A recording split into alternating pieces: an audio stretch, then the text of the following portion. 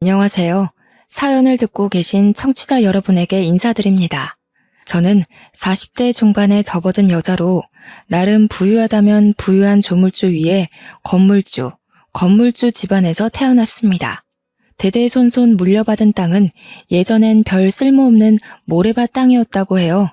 발전에 발전을 거듭한 그 땅이 지금의 신사동이 되었고 그 자리에 건물을 한두 채 올려 월세를 받기 시작하여 부를 쌓았고 지금은 건물만 6개를 보유하게 되었습니다.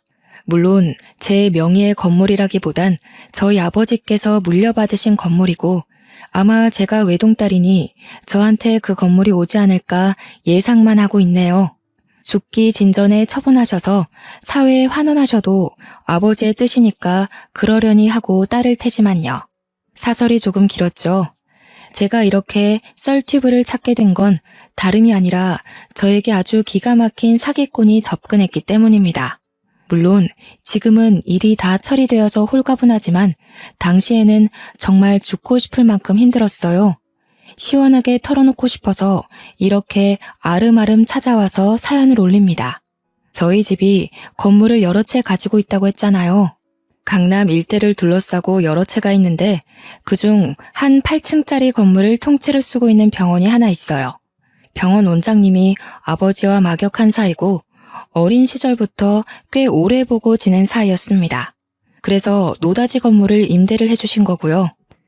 제 나이가 30대 중반을 넘어갈 무렵 아버지께서는 제가 하루라도 빨리 시집을 가서 가정을 꾸리길 원하셨습니다. 자고로 여자는 남편이 있고 가정이 있어야 안정적인 삶을 살 수 있다고 믿으시는 분이었습니다. 아버지는 대대로 내려오는 땅을 잘 굴러가며 부를 쌓으셨지만 사실 배움이 짧은 탓에 그걸 평생의 한이라고 생각하며 사셨어요. 그래서 저는 유학도 다녀오고 강남 일타 강사들 밑에서 배우며 공부를 해야만 했습니다. 태생이 똑똑한 머리도 아니었고 노는 게 제일 좋은 천상백수 체질이었기 때문에 아버지 눈을 피해서 엄청나게 놀러 다녔습니다. 하지만 대학 입시에 실패하자마자 쫓겨나듯 유학을 떠나야 했어요. 물론 유학을 다녀와서도 탱자탱자 노는 일에는 쉬지 않았죠. 저는 30대 중반을 넘어서자마자 선을 보러 다녀야만 했습니다. 그런데 죄다 집안은 빵빵할지 몰라도 하나같이 배 나오고 탈모에 조짐이 있는 사람들만 나오는 거예요. 여자가 30에 시집 가는 게 쉬운 줄 아냐면서 저를 꾸짖는 아버지의 말은 그냥 핑계로만 들렸습니다. 자고로 남자가 돈이 많아야 여자가 편한 거라면서 자꾸 외모는 보지도 않고 이상한 아저씨들에게 저를 내보이는 거예요. 아니, 우리 집도 솔직히 내놓으라는 부잣집이나 마찬가지인데 왜 자꾸 돈돈거리는지. 저는 운명의 상대를 만나지 않으면 결혼하지 않겠다고 선포를 했습니다. 그럴수록 아버지는 저에게 압박을 하셨죠. 예를 들면 용돈도 끊고 카드도 정지시켜버린다던가 한국에 들어오자마자 사주셨던 차를 뺏는다던가 하는 유치한 방법으로요. 나가서 놀려면 돈이 필요했고 아버지의 돈줄이 막혀버리자 저는 진짜 취직이라도 해야 하나 하면서 고민에 휩싸였죠. 그러자 어머니께서 저에게 조건을 내거셨어요. 제가 선을 보고 오면 30만 원씩 용돈을 주시겠다는 거예요.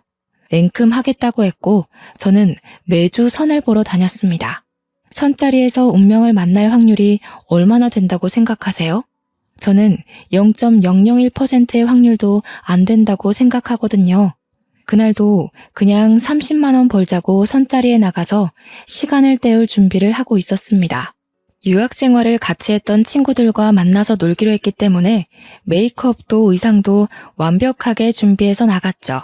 그런데 선자리에 나온 사람이 제가 생각한 대머리나 배 나온 아저씨가 아니라 멀끔한 동년배 남자였습니다. 저는 여태 썩은 과일들만 보다가 싱싱한 과일을 보니 눈이 돌아간 사람처럼 그 자리에 몰두하게 되었어요. 남자는 우리 아버지가 세를 내어준 병원에서 일을 하는 의사였습니다. 중매쟁이를 통해서 만나게 된 인연치고는 얽힌 것들이 많은 사람이었고 대화도 꽤 잘 통했습니다. 서로 가치관도 잘 맞는 것 같았고 사람이 매너도 있고 유머도 있더라고요. 저는 단박에 그 사람에게 빠져들게 되었고 친구들과의 약속도 잊은 채 밥도 먹고 커피도 마시게 되었죠. 어차피 해야 할 결혼이라면 한 살이라도 젊고 멀끔한 남자와 해야 하는 게 맞지 않겠어요? 선자리를 통해 알게 된 사람이기에 조건도 따질 필요가 없겠다고 생각을 했던 거였죠. 그래서 3번 딱 더 만나보고 집에 통보를 했습니다. 지금 만나는 사람과 결혼을 하겠다고 말이죠.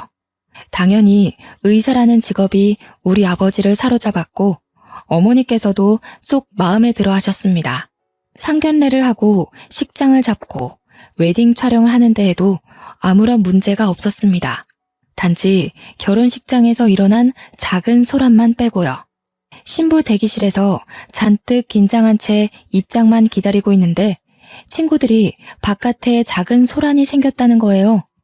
너무나도 궁금해서 몰래 나가보니 시부모가 웬 여자랑 이야기를 하고 있더라고요.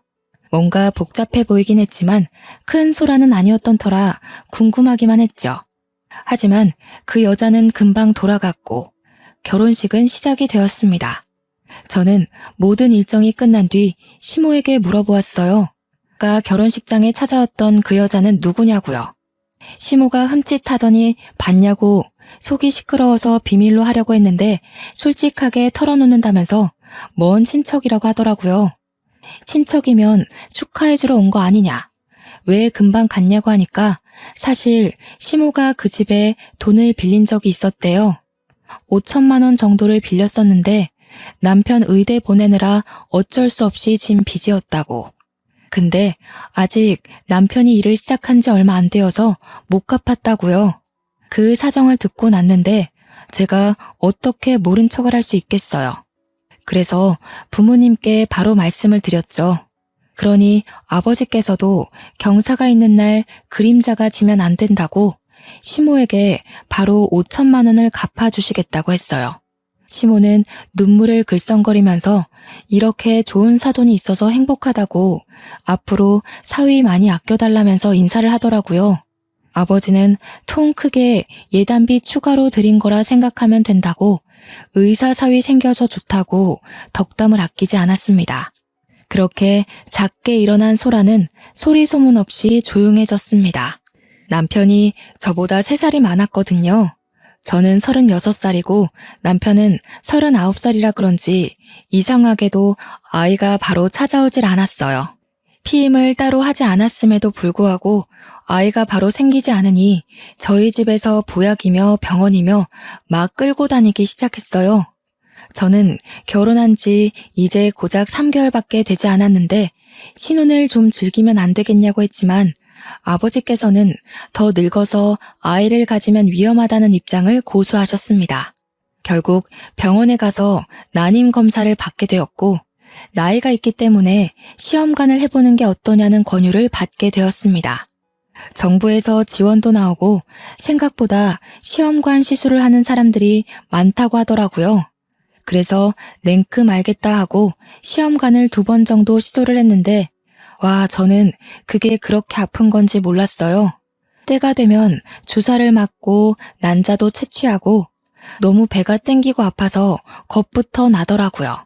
그래서 딱 2번 시도하고 그냥 애가 생기지 않으면 애 키우지 말자 선언을 해버렸죠.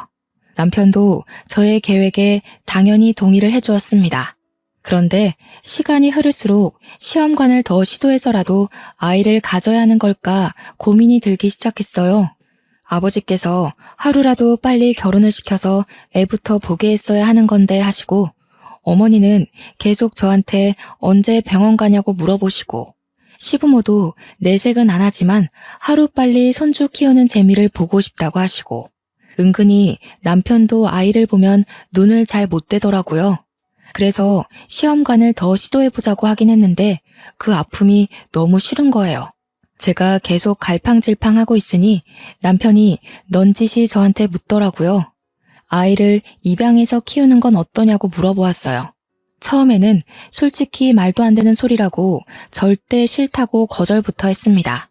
남편은 저의 뜻을 존중한다면서 그 뒤로 말은 안 했지만 자꾸 저한테 입양 관련된 영상들을 보여주는 거예요. 막 인간극장 같은 데에서 입양아의 하루 이런 거 나오면 틀어놓고 괜히 저보고 같이 보자고 하고, 유튜브 같은 데나 커뮤니티 같은 곳에 입양에 관련된 컨텐츠가 올라오면 저한테 링크를 보내서 같이 보자고 하고, 내 자식도 아닌데 어떻게 내 자식처럼 키울 수 있겠냐고 거절하던 저는 뽀얗고 귀여운, 하지만 부모에게 버려진 신생아들을 보면서 마음이 아파지기 시작했습니다. 점차 마음이 기울고 있었어요. 저희 집에도 은근히 이야기를 했는데 처음에는 절대로 안 된다고, 내 핏줄을 봐야 한다고 우기시던 부모님도 버려진 아이들 베이비박스 이런 영상들을 보시고는 마음이 좀 기우시더라고요. 저한테 좋은 입양기관은 알아봤냐고 넌지시 물어보시기도 하고요. 하지만 저의 마음이 정확하게 정해지지 않은 상태여서 저도 뜨뜨미지근하게 지내왔어요. 나의 인생에 꼭 아이가 필요할까 싶기도 하고, 입양을 했는데 아이가 저와 성향이 맞지 않으면 어떻게 하겠어요? 하지만 남편은 계속해서 저를 설득하기 시작했습니다.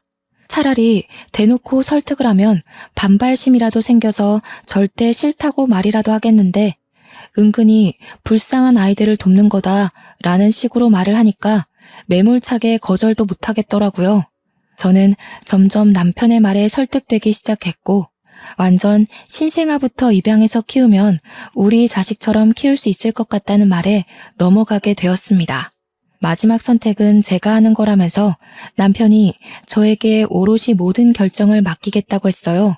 시부모에게도 은근히 물어봤는데 마음으로 낳은 자식도 다 자기 자식이라고 하더군요.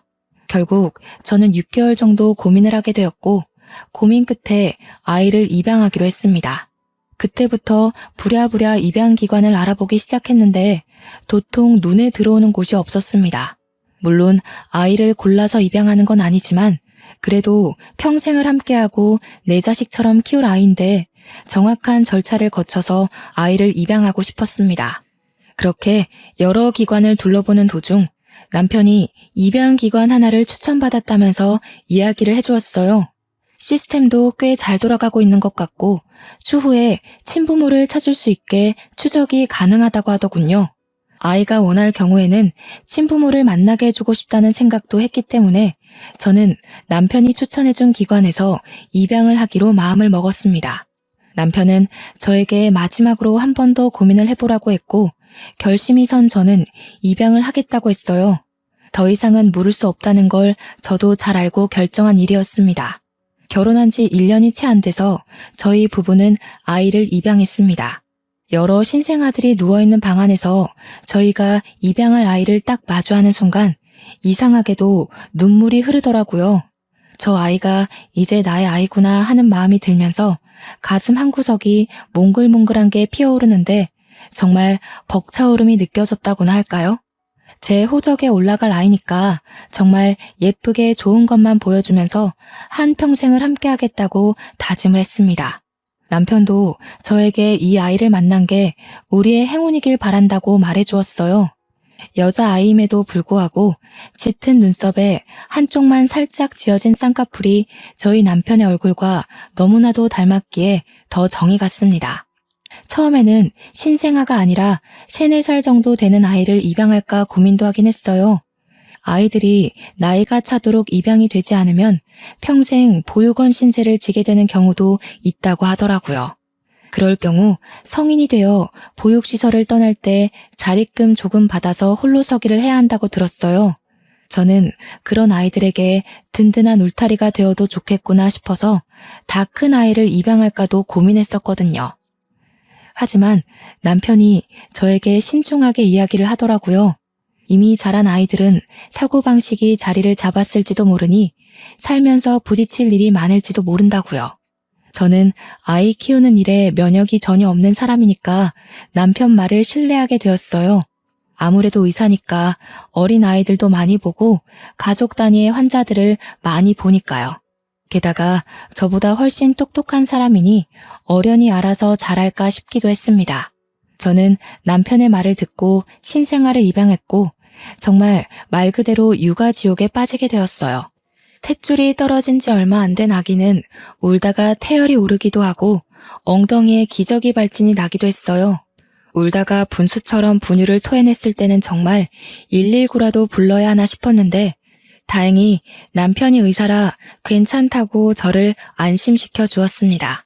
트림을 제대로 하지 못하면 그렇게 분수토를 할 수 있다고 하더군요. 저는 은근히 육아에 척척 박사인 남편 덕에 어려움 없이 아이를 키울 수 있을 줄 알았지만 그것 또한 제 착각이었고요. 아이가 어찌나 잠을 자지 않던지 등 센서라고 하던가요? 내려놓으면 울고 내려놓으면 잠에 깨고 하루 종일 먹고 자고 싸는 것밖에 하지 않는 아기가 왜 이리 까다로운 건지 애를 낳은 것도 아닌데 산후 우울증이 올 것 같은 기분이 들었습니다. 제가 너무 힘들어하니까 부모님께서 저에게 베이비시터를 구해주셨어요. 돈이야 넘쳐나니까 우리 딸 몸 축나지 않게 쉬엄쉬엄 육아하라는 깊은 뜻이었습니다. 저는 아이를 전문적으로 돌봐주시는 베이비시터가 오고 나서야 한숨 돌릴 수 있었습니다. 그렇게 50일이 지나고 예방접종도 시작하고 아이가 눈을 맞춰오기 시작하니 정말 너무 이뻐 죽겠더라고요. 100일이 지나서는 잠도 잘 자고 이쁜 짓을 하기 시작하는데 정말 내 배로 낳은 아이도 아닌데 이렇게 예쁠 수가 있나 싶었습니다. 그렇게 200일, 300일이 지나고 아이의 돌잔치 날이 다가왔어요. 입양하지만 누구보다 성대하게 첫 생일 잔치를 해주고 싶은 마음에 국내에게 가장 유명한 호텔 돌잔치 코스를 예약했습니다. 남편이 일하는 병원 직원들부터 시작해서 제 유학 시절 친구들까지 정말 하나하나 손수 초대장을 돌려 불러 모았습니다. 정갈한 분위기 속에서 아이의 생일을 축하해주기 위해 몇백 명의 손님이 모였죠. 그렇게 돌잔치가 시작되고 웃음이 마를 일 없이 신나는 분위기 속에서 돌잡이가 시작되었습니다. 저는 내심 아이가 건강하고 무탈하기만을 바랬던지라 명주실 같은 걸 잡으면 좋겠다고 생각했는데 남편은 은근 욕심이 있었나 봐요. 아이의 손이 청진기와 판사봉 사이에서 갈팡질팡하니 계속 뚫어져라 청진기만 보더라고요. 본인이 의사니까 아이도 의사가 되었으면 하는구나 싶었습니다. 그렇게 고민하던 딸이 청진기를 번쩍 들었고 주위에서 환호성이 막 터졌습니다. 아이가 아빠 닮아서 의사가 되려고 청진기를 잡았네. 의사 아빠의 의사 딸이 태어났네. 축하한다. 하는 소리가 막 들려왔어요. 저는 우리 딸을 꼭 안고서 얼굴에 뽀뽀를 했습니다. 미리 아기가 속도 깊은지 엄마 아빠 보라고 당당하게 청진기를 잡아들었구나 싶어서요. 짙은 눈썹에 한쪽만 지어진 쌍꺼풀까지. 지 아빠 판박이인데 청진기까지 집어드니 돌잔치 분위기가 엄청나게 과열이 되었습니다. 남편도 얼마나 좋아하던지 누가 보면 자기가 낳은 자식인 줄 알겠더라니까요. 이렇게 행복할 거 왜 입양을 오랜 시간 고민했는지 그 고민하던 시간을 되돌리고 싶을 정도였어요. 아이 하나로 우리 가족은 더욱 끈끈해졌고 더욱 서로를 이해하고 배려하고 사랑하게 되었습니다. 다름 아닌 이 작은 아이가 해낸 거였죠. 날이 갈수록 아빠를 닮아가는 것 같다는 주위의 말에 남편은 껄껄 웃으면서 자기가 더 많이 사랑해줘서 아이가 자기를 닮는 거라고 하더라고요. 평소에 남편이 아이에게 정말 잘하긴 하거든요. 퇴근하고 와서 피곤해도 꼭 아이와 눈을 맞추고 아직 말도 못 알아듣는 아기에게 하루 종일 있었던 일을 조잘조잘 떠들기도 하고요. 하지만 아이와 함께 있는 시간은 제가 더 길고 제가 더 많이 사랑해주고 있는데 그 말이 좀 서운했습니다. 제가 옆구리를 쿡 찌르자 남편은 아이의 눈동자도 입술 모양도 저를 쏙 빼닮았다고 이야기를 해줬어요. 그 이야기를 듣고 보니 정말 저랑 닮은 것 같이 보이더라고요. 그렇게 돌잔치를 끝내고 아이는 잔병치레 하나 없이 정말 건강하게 하루하루를 보내고 있었습니다. 1년이 지나고 2년이 더 지나고 아이가 4살이 될 때까지 정말 예쁘게 컸습니다. 다른 아이들처럼 말을 듣지 않고 떼를 쓰거나 하는 일도 없이 정말 얌전하게 자랐어요. 밖에 나가서도 소란을 일으키지 않고 앉은 자리에서 우는 법이 없어서 주위에서도 칭찬이 자자했습니다. 오죽하면 다른 엄마들이 저에게 와서 교육의 비법이 뭐냐고 자기네 아이들은 밥 먹으라 하면 사방팔방 뛰어다녀서 곤란하다고 했어요. 그냥 우리 아이 성향이 그런 건데 싶었지만 그렇게 말해봐야 좋을 게 없을 것 같아서 밥상머리 교육을 따끔하게 하는 편이라고 둘러댔죠. 그런데 그뿐만이 아니라 우리 아이는 정말 남들에게 부러움을 많이 타는 아이였어요. 성심이 착한 것도 그렇고 번듯한 것도 그렇고 배려심까지 있어서 친구들이랑 놀면서 싸우는 법이 없었습니다. 우는 친구들을 달래주기도 하고 혼자 노는 친구에게 다가가 같이 놀기도 하고 정말 제 딸이지만 너무나도 완벽한 아이였죠. 어린이집 선생님이 오죽하면 한 번 환생한 게 틀림없다고 할 정도로 어른스러운 아이였습니다.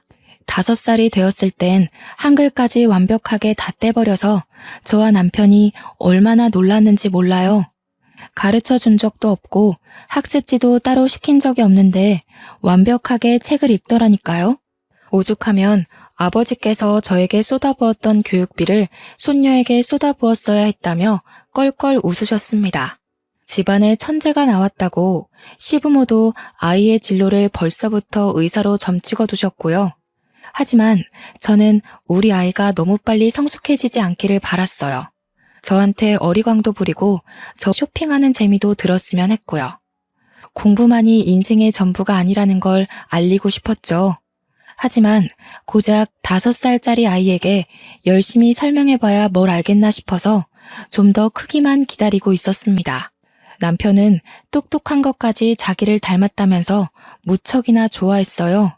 그 말에 기분이 나쁜 건 오로지 저 하나였죠. 저는 뭐 무식한가요?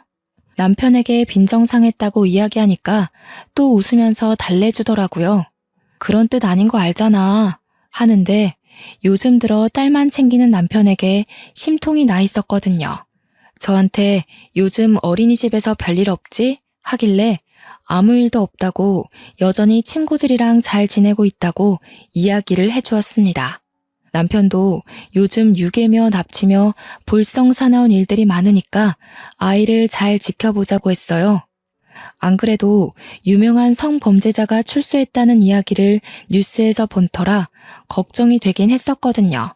그 뒤로는 남편 말대로 주의를 경계하며 아이가 하원하는데 꼬박꼬박 나갔습니다. 평소에 시터분께 맡기던 일들도 제가 나서서 하곤 했어요. 남편이 그렇게 말하니까 은근히 걱정도 되고 속 안에서 두려움이 생기더라고요. 거기다가 저희 집이 건물을 여러 채 가진 부자니까 그걸 아는 사람이 나쁜 마음을 먹을 수도 있잖아요. 그런데 이상하게 요 며칠 동안 아이를 하원시키면서 의문의 시선이 느껴지는 거예요. 누군가 저를 빤히 바라보고 있다는 느낌? 그래서 주위를 휙 둘러보면 아무도 없고 무서운 그런 느낌이랄까요? 귀신이 저를 쳐다보고 있으면 딱 이런 느낌이겠다 싶은 그런 거 있죠. 자꾸만 느껴지는 시선에 경우 없이라도 불러야 하나 싶었는데 남편이랑 같이 하원시킬 때는 또 그런 느낌이 들다 말고 남편은 저한테 요즘 범죄자가 많아서 예민한 거라고 그러다 스트레스 받는다고 조심하라고 했고요. 저도 너무 예민해지고 싶진 않았지만 우리 딸이 점점 미모가 물이 오르니까 걱정이 되더라고요. 도중 제가 너무 신경을 많이 쓴 건지 몸이 급격하게 안 좋아졌어요. 물론 나이가 40대를 넘어섰기에 그럴 수도 있겠구나 싶긴 했는데 약간 미열도 있고 도통 식욕도 없고 그러다가 빈혈기가 와서 휘청거리기도 하고요. 그 와중에도 자꾸 아이를 바라보는 듯한 시선이 느껴져서 제가 아파서 예민한 거구나 하고 생각을 하고 병원에 갔죠. 일단 빈혈 수치도 좀 봐야겠다 하셔서 피를 뽑아서 검사를 하는데 의사가 막 달려오더라고요. 저희 남편이랑 같이요. 남편이 일하는 병원이니까 그럴 수 있지 싶었는데 남편 얼굴이 진짜 환희에 찬 얼굴이었어요. 무슨 일이지 싶어서 물어보니까 동료 의사가 저한테 대뜸 축하한다는 거예요. 축하합니다, 재수씨. 임신이에요, 임신. 바로 산부인과 진료보시면 될 것 같아요. 자식, 축하한다. 동료 의사의 말에 저는 어안이 벙벙했습니다. 남편이 제 손을 잡더니 고생했다고 산부인과 진료를 봐야 알겠지만 아직은 조심해야 할 시기일 거라고 했어요. 저는 질질 끌려가듯 남편과 산부인과 진료를 보러 갔고 아기집이 튼튼하게 보인다는 말과 함께 임신 7주 판정을 받았습니다. 딱 누군가의 시선이 느껴지던 그 시점에 아이가 생긴 거예요. 한마디로 제가 임신을 해서 예민해진 거였죠. 저는 뱃속에 들어있는 아기의 심장 소리를 듣고 눈물을 줄줄 흘리고 말았습니다. 그런데 약간 복병이 생기고 말았어요. 아이의 임신을 축하받아야 하는데 제가 너무 고령이라서 검사할 게 많았고 정말 최대한 모든 일을 피하고 누워서 안정만 취해야 한다는 소식이었습니다. 더불어 양가에서는 우리 첫째 아이를 어떻게 할 거냐고 물어보았어요. 저는 전혀 상상도 하지 못했던 질문이라 의도를 파악하는데 시간이 조금 걸릴 수밖에 없었죠. 그게 파양에 관한 이야기라는 걸 알고는 양가 부모님께 소리를 버럭 지르려고 했는데 남편이 먼저 선수를 치더라고요. 첫째 파양할 생각 절대 없다고. 쟤도 우리 아이라고. 어떻게 5년을 키워온 아이를 두고 그런 말을 할 수 있냐고 하면서 가슴을 퍽퍽 치대요. 살짝 오버한다는 생각이 들긴 했지만 저도 남편과 같은 마음이었기에 맞다고 고개를 끄덕였습니다. 그렇게 뱃속의 아이와 태교를 하며 안정을 취해가고 있었습니다. 저희 부모님은 제가 혹여라도 무리해서 유산이라도 할까 싶어 저희 집에 시터들을 대거로 늘려주셨고요. 첫째 아이를 예전처럼 놀아주진 못하지만 그래도 시터들이 내내 아이를 돌봐주어서 한결 마음의 안정이 찾아오더라고요. 남편도 저 아이를 위해 더욱 노력을 해주었습니다. 배가 점점 불러오기 시작하고 어느덧 아랫배가 봉긋하게 올라와 제가 둘째를 임신했다는 사실을 주위에서도 알게 되었습니다. 주위 엄마들이 나이가 먹어서도 부부 금슬이 좋다면서 저희를 부러워했어요. 저도 이렇게 갑자기 임신할 줄 몰라서 조금 당황스러웠지만 주위에서 부러워하는데 싫은 사람이 어디 있겠어요. 그날도 다름없이 아파트 놀이터에서 첫째 아이가 노는 걸 지켜보고 있었습니다. 임신 중기가 되었기 때문에 어느 정도 산책도 해줘야 한다고 해서 아이와 낮 시간에 놀이터에 가서 놀고는 했거든요. 그런데 이상하게 시선이 느껴지는 겁니다. 그래서 고개를 휙 돌려보니까 웬 여자가 저 멀리서 저와 아이를 빤히 바라보고 있는 거예요. 임신하면서 예민해서 느꼈던 그 시선이 정말 실제로 존재하는 시선이었던 것이었어요. 저는 놀래서 그 여자를 빤히 바라보고 있었는데 시선이 제가 아닌 저희 첫째 아이를 보고 있더라고요. 근데 그 눈빛에서 느껴지는 감정이 딱 봐도 우리 아이의 친모가 아닐까 하는 생각이 들 정도로 진하더라고요. 제가 급하게 저기요 하고 불렀는데 그 여자가 저를 보더니 제 배를 한번 보고 흠칫 놀라서 뛰어 도망을 가는 겁니다. 제가 계속 저기요 잠시만요 하고 부르는데도 뒤 한번 돌아보지 않고 달려갔어요. 저는 배가 이미 불러있었기에 뛸 수도 없었고 멀어지는 그 여자를 멍하니 바라보고 있었습니다. 그날 저녁 퇴근하고 돌아온 남편에게 낮에 있었던 일들에 대해 이야기를 했습니다. 그런데 남편 얼굴이 약간 사색이 되는 거예요. 남편도 많이 놀랐겠다 싶어서 등을 토닥여 주었습니다. 그런데 그런 와중에도 약간 남편의 반응이 이상하게 느껴졌어요. 저도 물론 놀라긴 했지만 나중에 첫째 아이가 궁금해할 거 생각하면 친모와의 친분을 유지해도 괜찮겠다 싶긴 했거든요. 그런데 남편의 반응이 이상하고 또 갑자기 문득 떠오르는 그 친모로 추정되는 여자의 얼굴이 이상하게 낯이 익은 거예요. 하지만 제가 아무리 의심해봐야 당장 나올 만한 다른 무언가가 없으니 그냥 잠을 잤습니다. 남편은 입을 꾹 다문 채로 말을 아꼈고요. 그런데 다음 날에도 같은 자리에서 그 여자가 우리 첫째 아이가 놀이터에서 놀고 있는 걸 지켜보고 있었습니다. 저는 너 누구야? 누군데 우리 애를 자꾸 훔쳐보는 거야? 하고 세게 나갔습니다. 그러자 저를 확 째려보면서 아무 말도 안 하고 또 사라지는 거예요. 찝찝한 마음을 잔뜩 안고 아이를 데리고 집으로 돌아왔습니다. 그런데 그날 저녁에 모르는 번호로 문자가 들어오더라고요. 언제까지 그 아이가 네 아이일 것 같아? 반쪽짜리 아이 데리고 살면서 행복하니? 저는 이게 무슨 소리인가 싶었습니다. 반쪽짜리 애를 데리고 산다는 게 무슨 의미인지 도통 이해가 가질 않아서 남편에게 문자를 보여주었습니다. 이런 문자가 도착했는데 무슨 뜻인지 모르겠다고 알고 있냐고요. 남편이 문자를 보더니 갑자기 그 미친년이? 이러면서 씩씩거리는 게 아니겠어요. 그러면서 저한테도 당장 그 번호도 차단하고 문자도 지워버리래요. 남편의 그런 반응이 더욱 수상해서 알겠다고 대답은 하고 차단도 지우지도 않았습니다. 그리고는 그 번호로 답장을 보냈어요. 반쪽짜리 애라는 게 무슨 소리냐고. 정확하게 말을 해달라고 하니 저에게 빠른 답장이 왔습니다. 궁금하면 남편이랑 아이랑 유전자 검사를 해보라는 답장이요.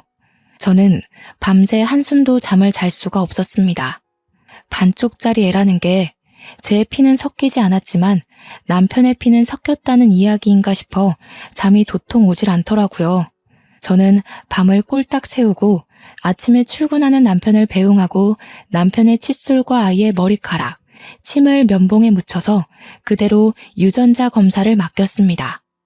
결과가 나오기까지 일주일 동안 정말 밥도 못 먹고 검사 결과만 기다렸습니다. 그런데 너무나도 충격적이게도 친자 일치가 뜨는 겁니다. 그러니까 우리의 첫째 아이는 남편이 밖에서 낳은 아이였어요. 저는 충격에 배가 당겨오기 시작했고 그대로 쓰러지고 말았습니다. 저를 발견한 시터 아주머니께서 119를 불러 저를 병원으로 이송시켰어요. 정신을 차리니 병원에 누워있고 남편이고 시부모고 친정 부모님이고 다 병실에 와 계시더라고요. 저는 충격으로 눈물만 줄줄 흘리면서 배를 더듬어 보았습니다. 그러자 어머니께서 저에게 아이는 멀쩡하니까 안심해도 된다고 도대체 갑자기 왜 쓰러진 거냐고 묻더라고요. 무슨 일이라도 생긴 건 아닌지 무척이나 걱정이 된다면서 제 손을 꼭 잡은 남편이 저에게 검사를 좀 해보자고 했어요. 저는 그 손을 냉정하게 뿌리쳤습니다. 네가 무슨 낯짝으로 내 손을 잡고 나를 위하는 척하는 거야? 저의 날선 반응에 남편도 시부모도 저희 부모님조차 당황해서 아무 말도 하지 못하고 있었습니다. 남편은 순간 문자 메시지가 생각이라도 났는지 저한테 그 번호 차단 안 했냐고 물어보더라고요. 저는 콧방귀를 뀌면서 떨리는 가슴을 진정시키고 남편에게 완전 난리를 치기 시작했어요. 내가 반쪽짜리 애라는 말에 놀라서 유전자 검사를 해봤어. 그럴 리 없을 거라고 생각하며 첫째 아이의 머리카락을 뽑아서 네 칫솔과 검식을 보냈다. 그런데 글쎄 친자 일치가 뜰 줄이야. 내가 상상이라도 했겠어. 저희 부모님은 경악하시면서 이게 다 무슨 소리냐고 소란을 떠셨어요. 시부모도 남편도 사색이 되어 아무 말도 못하고 있더라고요. 그 순간 알게 되었죠. 남편도 시부모도 첫째 아이가 남편의 친자인 걸 알고 있었던 게 틀림없구나 하는 사실을요. 첫째 아이 입양한 게 남편 친자식이었다고요. 그 여자 데려와. 멀리서 우리 애 지켜보던 그 여자 당장 내 눈앞에 데려오라고. 그랬더니 시부모가 갑자기 막 저를 미친 사람 취급하면서 정신이 나간 것 같다고 임신하더니 어디 약물 부작용이라도 난 거 아니네요. 딱 잡아떼면서 제 망상이라고 하는 게 아니겠어요? 저는 시터분에게 당장 연락해서 유전자 검사 용지를 병원으로 가져다 달라고 했습니다. 그러자 그제서야 날뛰던 시부모가 입을 싹 다물더라고요. 다들 적막한 분위기에 아무 말도 못하고 있는데 갑자기 그 여자의 얼굴이 번뜩 떠오르면서 한 가지 장면이 스쳐 지나가는 거예요. 예상이나 하시겠어요? 바로 결혼식 날 와서 소란을 일으켰다던 먼 친척, 그 여자의 얼굴이 아이를 바라보던 여자의 얼굴과 똑같은 거예요. 저는 순간 소름이 오소소 돋아서 생각나는 대로 막 뱉어내기 시작했습니다. 그 여자, 친모라는 여자, 우리 결혼식 때 왔었지? 어머님이 돈 빌렸다고 5천만 원 갚아야 한다던 그 여자가 친모 맞잖아. 그러니까 저희 아버지도 얼굴 시펄겋게 달아올라서 남편 멱살을 잡고 지금 내 딸이 하는 말이 전부 사실이냐고 했어요. 시모는 멱살 잡힌 남편을 붙잡고 손 놓고 말하라고 애원을 하고 있고 시부는 딴청만 부리고 있었고요. 그렇게 하나하나 퍼즐을 맞추니까 이야기가 딱딱 들어맞더라고요. 5천만 원을 빌린 게 아니라 그 여자한테 임신한 대가로 위자료 준 셈치고 떨어지라고 한 거였던 거였죠. 아이는 남편이 책임지겠다고 해놓고 마치 모르는 아이인 양 저희 호적으로 입양을 했던 거고요. 이게 바로 가족 사기단 아니겠어요? 제가 눈물을 줄줄 흘리면서 솔직하게 다 이야기하라고 하니 남편이 체념을 하고 이야기를 시작했습니다. 그 여자가 누구냐 하니 전 여친이라고 하더라고요. 아버지께서 남편의 뺨을 짝소리나게 때렸습니다. 한 대 더 때리려고 하는 걸 제가 막았어요. 일단 이야기부터 다 듣고 나서 하라고요. 남편은 이야기를 이어나갔습니다. 전 여친네 집이 엄청나게 가난했는데 남편이 의사고시에 합격하기 전부터 뒷바라지를 하던 여자였다고 하더라고요. 남편은 지극정성으로 자기를 내조해준 여자를 취직하고 얼마 지나지 않아 버린 것이었습니다. 이유는 당연히 저와 선을 보았고 제가 황금 동아줄이라는 생각을 떨쳐낼 수 없어서 팔자 한번 펴보려고 저랑 결혼한 거였대요. 중매쟁이한테 찔러넣은 돈으로 좋은 자리를 얻어낸 거였다고요. 막상 만나보니 구김살도 없고 돈도 정말 많아 보여서 전 여친 보고 이만 헤어지자고 했는데 임신을 했다고 하더래요. 그래서 지우라고 하니 절대로 못 지운대서 그럼 낳고 나면 남편이 키우겠다고 했대요. 전 여자친구한테 가난하게 평생 살았는데 자식만큼은 부잣집에서 키우는 게 좋지 않겠냐고. 결국 우리 집에서 준 5천만 원을 결혼식장에 찾아온 전 여친에게 위자료라고 던지고 아이를 입양하게 된 거라고 했어요. 전 여친도 아이가 부잣집에서 편하게 살았으면 하는 마음에 입양을 보내놓고 제가 임신을 하니 친자식과 차별할까 싶어서 찾아온 거였대요. 근데 제가 첫째 아이와 너무 잘 지내고 행복해 보이니까 그 자리가 자기 자리였으면 하는 마음에 문자를 보낸 거였다고 하더라고요. 저한테 문자를 보내고 나서 남편이랑 연락을 했다고 하대요. 우리 부모님은 그 이야기를 다 듣자마자 병원에 있던 물건들을 마구잡이로 남편에게 던졌어요. 당장 이혼하라고 소리를 고래고래 지르면서요. 저는 아이가 듣고 있으니 제발 조용히 해달라고 했고 남편에게도 이야기를 했습니다. 곱게 이혼해주지 않으면 나는 변호사 당장 선임할 거고 이 모든 책임을 다 물어내게 할 거야. 어떻게 할래?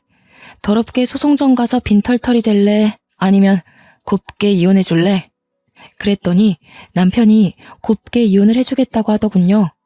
바로 남편은 짐을 싸서 시댁에 가게 되었고 저는 집에 홀로 남아 첫째 아이의 거처를 어디로 해야 할지 고민을 하고 있었습니다. 그런데 남편의 전 여친이었던 여자가 저에게 전화를 하는 겁니다. 원하시던 대로 저희는 이혼하기로 했는데 무슨 일로 전화를 하셨죠? 그 이야기는 이미 들었어요. 다른 건 아니고 시댁에서 저한테 난리를 치는데 얼마나 난리를 피우신 거예요? 그 이야기를 하려고 전화한 건 아니고요. 아이는 저희가 데리고 가서 키울게요. 저는 그 말에 약간 의구심이 들었어요. 시댁에서도 난리를 쳤다. 아이는 저희가 라는 대목이요. 그래서 한번 찔러보았습니다. 너희 나 몰래 계속 연락하고 지냈니? 그럼 제가 어찌 알고 당신의 동네를 찾아갔겠어요. 그 말은 즉슨 남편과 전 여친이 꾸준히 연락을 하고 있었다는 말을 인정한 거 아니겠어요? 저는 너무 화가 나서 손이 벌벌 떨렸습니다. 첫째 아이에겐 미안하지만 아이의 짐을 싸서 시터의 손에 쥐어주었어요. 당장 시댁 앞에 애를 데려다 주고 오라고요. 저는 남편이 일하는 병원을 찾아가 원장실을 두드렸습니다. 원장 선생님은 저희 아버지의 오랜 벗이었기에 저는 모든 걸 다 털어놓았어요. 그랬더니 원장 선생님께서도 병실에서 난리가 났었다는 이야기를 들었다며 어떻게 하는 게 좋겠냐고 물어보시더라고요. 이미 아버지께서 찾아오셔서 제가 원하는 대로 해주라고 하셨대요. 저는 제 전남편을 잘라달라고 했어요. 그리고 그 어디에도 취직하지 못하게 막아달라고 부탁까지 드렸습니다. 전남편과는 협의 이혼을 진행하기로 했지만 저는 바로 변호사를 선임해서 소송을 걸었습니다. 그 집 식구들 비렁뱅이 근성 어디 안 갈 게 뻔하니 저한테 재산 분할이라도 요구할까 싶어서요.